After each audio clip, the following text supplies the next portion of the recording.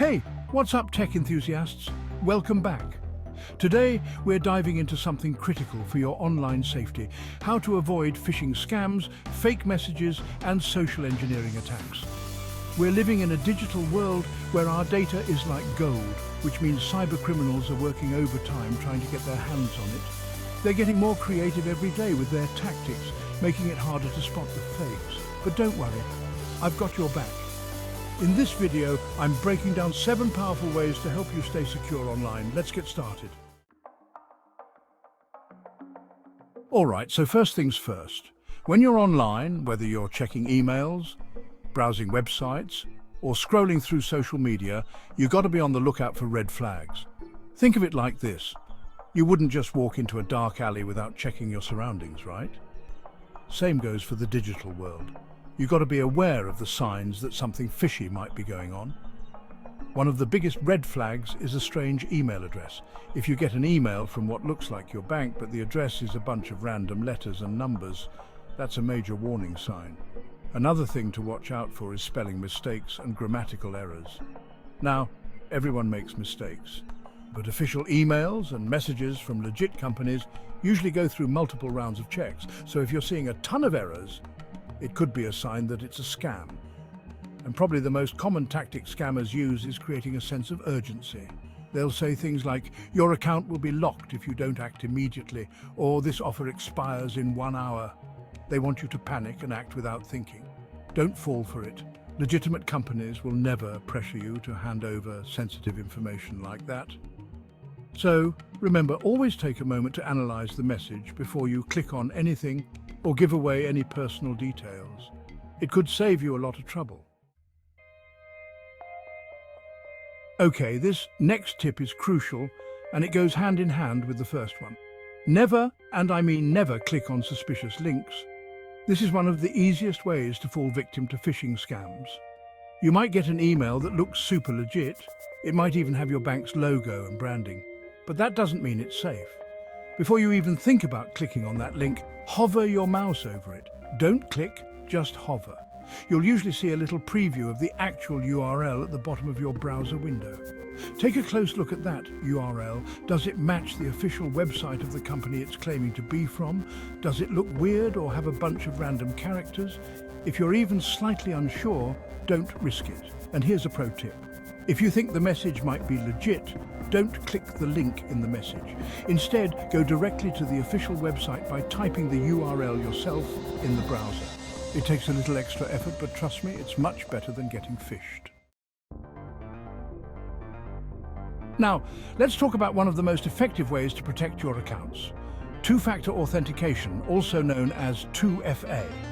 If you haven't enabled this yet on all your important accounts, stop what you're doing right now and go set it up. Seriously, it's that important.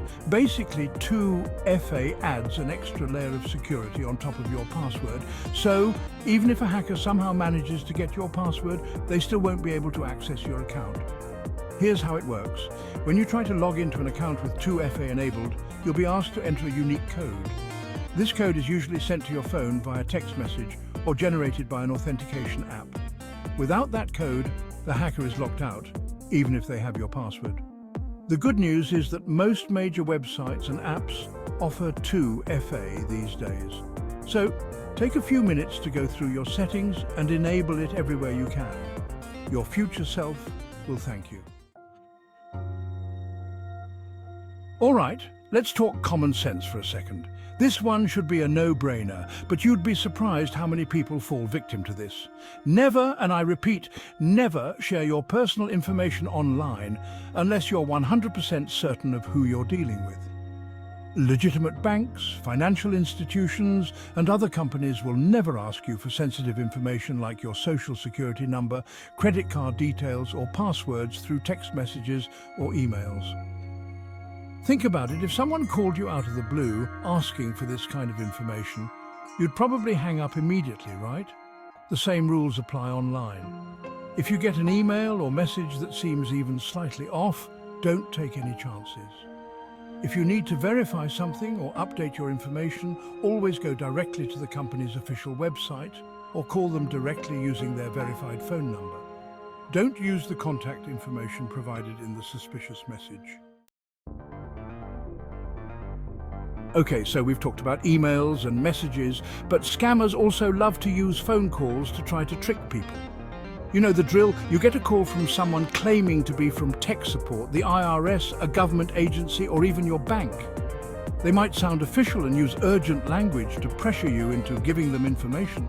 But here's the thing, you can't always trust what you hear. If you get a call like this, always verify their identity before you even think about giving them any personal information. The best way to do this is to hang up and call the company back, using the official contact information listed on their website. Don't use the number they called you from, as it could be a spoofed number. Explain the situation to the company representative and ask them to verify if the call was legitimate. Remember, it's always better to be safe than sorry. This next tip might seem simple, but it's one of the most important things you can do to protect yourself online. Keep your software updated. I know those update notifications can be annoying, but they're there for a reason. Software updates often include crucial security patches that fix vulnerabilities that hackers could exploit. Think of it like this. Each update is like putting on a fresh layer of armor to protect your devices and data. Outdated software is like an open invitation for cybercriminals, making it much easier for them to install malware, steal your information, or take control of your devices.